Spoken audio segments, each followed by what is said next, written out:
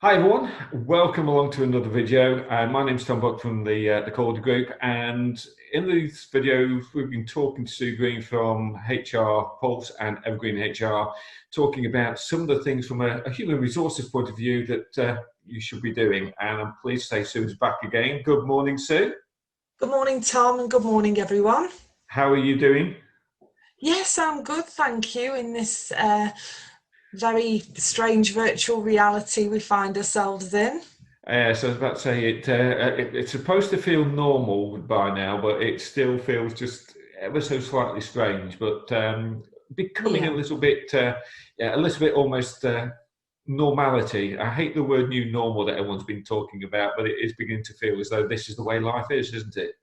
yes, yeah, absolutely. And, I think everybody's adjusting really well to the situation, although appreciating it is a very challenging situation for a lot of people.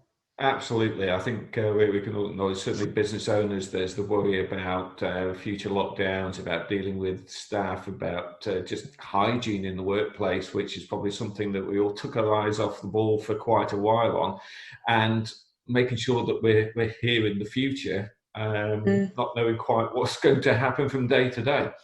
mm, mm, And that's something I wanted to talk about because I'm sitting here at home at the moment. I'm doing a bit of home working, I'm doing a bit of office working, and I've actually, dare I say, gone out to see clients where it's been safe to do so. But certainly in the press now, we're getting an awful lot, or there's been a lot of talk about home working because lockdown, March, April, May, everyone worked from home. We're now in a position where people can go back, but we're starting to see articles of people struggling with home working. mm. What is the basic rule for us as an employer? What is our liability? Because I'll use an example of an article I read where a woman was talking about the fact she had to work on a bed because her husband was working from home, she was working from home, they lived in a small flat, and she was either uncomfortable or just found it impossible to find anywhere to work. So, where as employers, where do we sit, excuse the pun, in that situation? What's our responsibility? Well, I think the important thing is to bear in mind that an employer has a legal responsibility from a health and safety perspective to provide a safe working environment for their employees. So the fact that employees are working from home does not mean that employers are not still accountable for doing that, albeit it's based at the employee's home place. So, we're still, I'm assuming we can't do a site visit and check people's house, but we still need to make sure they've got somewhere secure, safe, sensible to work. Mm, And also, I presume that our staff are actually taking breaks because I think the big problem with home working, and certainly I mm, find it, you mm, end up working silly hours, long periods of time because mm, you know, in an office you go home at 5, half 5. At mm, home, it's mm. I'll just check the emails, even if it's 7 o'clock at night, and then you start replying. So again, is there a responsibility there to make sure the staff are looking after themselves?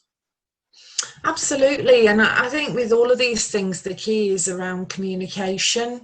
So, just going back to the point you raised a moment ago, Tom, in terms of a safe working environment, from the employer's perspective, what they need to do is either conduct an assessment themselves in the home or provide the employee with the tools to do that, to determine whether or not it's a suitable environment. And equally, in terms of working hours, agreeing up front with the employee what those working hours would look like and ensuring that they're factoring in a suitable break time during that time. Okay, and I take it that's something you're helping your clients with on a regular basis with templates and guidance and so on. Yeah, absolutely. So, what I'm doing a lot of at the moment is working with clients who are rethinking the way in which they operate. Some are even making the decision to base their employees from home rather than from an office location. And I think the important thing in that is making sure that you've got contracts of employment, which are not only up to date with current employment legislation, but also reflect your current working practices.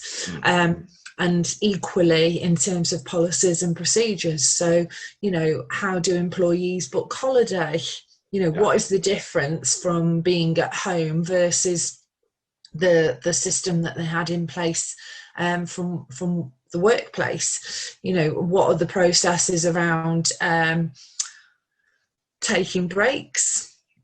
How do they conduct team meetings? So putting all of the parameters in place so that everybody, is operating from a level playing field.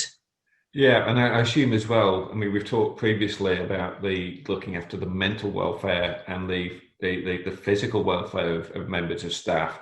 I certainly know one of our staff members, when we were working purely from home, struggled on an emotional level from it because she missed the interaction in the office. There was a chance that she'll be in the office on her own one day, and you could almost see me on my own, almost a panic. But that is actually quite an important thing, to make sure that your staff remain healthy, fit, aware that you appreciate the work they're doing and looked after. So how can we use technology, I suppose, to maintain that sort of office vibe and make sure that people are mentally looked after as well as in a job?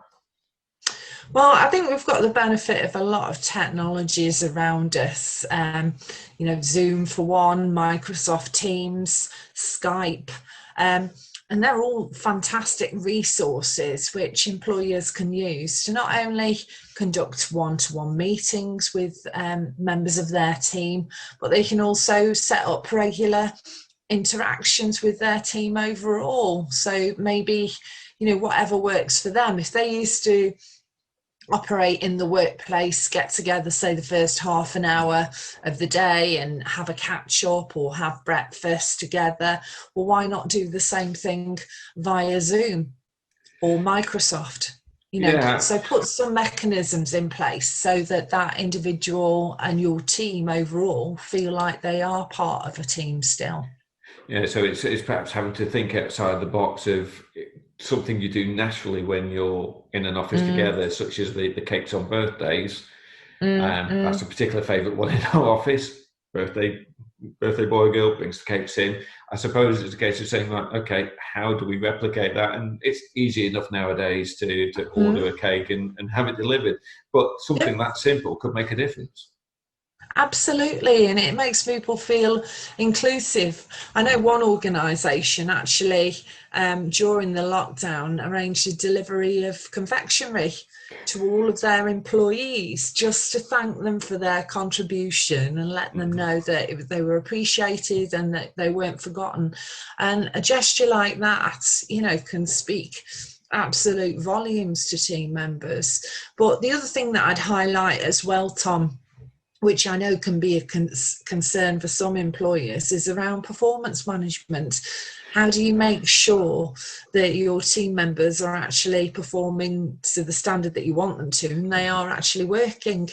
So I think, from one aspect, yes, there is an element of trust associated with this, but equally, employees can put in a number of mechanisms to enable that to happen, such as putting objectives in place, having regular performance reviews against any targets that have been set, checking in that they've got the technologies, they've got the training and the support that they need, and then linking that into some form of appraisal system as well, so that, they've got parity across their team in terms of how they're supporting them. And equally from a mental health perspective, that employee isn't feeling alienated.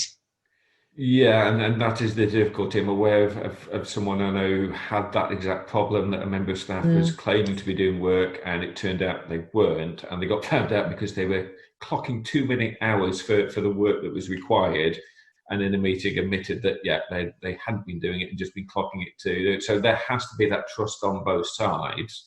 And of course, there is an advantage that for the employer and the employee, if you're now working from home, Mm. You don't have to travel to work. You probably don't have to buy the same work clothes. So actually, for both sides, there's good potential to have a bit of extra money at the end of every Mm. month Mm. from that working from Yes. home. And I guess the challenge there is, Tom, well, from an employer's perspective, increase in profits equals Mhm. increase in tax.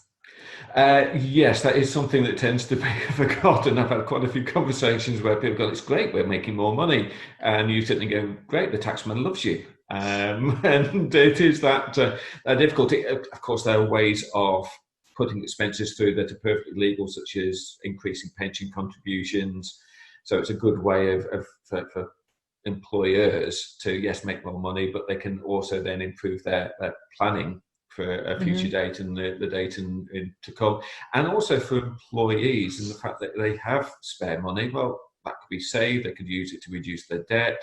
It doesn't have to be money that just sits there. So it takes a bit of thinking again and almost going, right, my costs are down. How can I utilize that money? And I always use a rule with clients: when you end up with more money, Mm. part of it, take it and enjoy it, because we need, as human beings, we need that reward. We need that buzz of going, I've done something wonderful, I've got more cash, Mm. I will Mm. treat myself, versus actually let's make that work for you. If you think like the wealthy, they always think of spare money, how can that work for me harder, before Mm. they then go, and I'll enjoy it a bit by doing X. So yeah, it's a double-edged sword. A little bit of money, certainly for an employer, can cause more tax, but there's ways of using that to minimize that tax legally Mm. and save for Mm. the future. And yeah, for the employees, if you've got more cash, how again can we use it to improve our situation Mm. and Mm. take things forward? So it's and of course we haven't even touched on, I think we will at a later date, the people who've invested in properties that these offices are sat in that now are sitting empty, plus Mm. the Mm. business owners. I think the CBI were talking about the small businesses who are suffering. So it's not as simple as is working from home great or not, is it? It's quite a complex, nuanced area that Mm. needs a lot of thought on a lot of different levels. Absolutely. There's a lot to think about, and it does take some planning, but Mm. I think equally, there are a lot of significant benefits for employers in doing so, not just withstanding, cost efficiencies from not having to rent premises, but also in terms of helping the work-life balance for their employees as well. That can increase Absolutely. motivations. Yeah, and hence why we see a lot of Zoom interviews with children suddenly jumping on parents' laps, animals coming in, because you have those issues of Mm, childcare and working. But I guess working from home, you can be a bit more flexible. Again, that comes yeah. down to a conversation to just like, make sure the work's done. And if you Mm, need to take mm, an hour out to look after your kid, do it. yeah, absolutely. Absolutely. Well, as usual, if you want to sort of discuss the impact on your business, Sue, your details as usual will be at the end of the video. And I take it again, still more than happy to sit down with people and talk through processes. Yes, Yeah. for Uh, sure. and again, I can only speak highly of Sue because we use her systems ourselves. And we have now got, we have luckily been able to do our holiday rota in the correct manner using HR Pulse. So I can only personally speak very highly of it and recommend Thank you. something worth looking at. So thank you again for your time. Appreciate it. Enjoy. We're about to come up on a bank holiday weekend. So, yeah, on cue. Raining, miserable, dark, but enjoy the holiday, the weekend as best you can. Pleasure. Thank you, Tom. And as always, great talking to you. And I hope you have a fantastic weekend, the same as all our listeners. Absolutely. Thank you for taking time to watch the video, Sue. Thank you for your time again, and we'll Pleasure. speak again soon. Take care.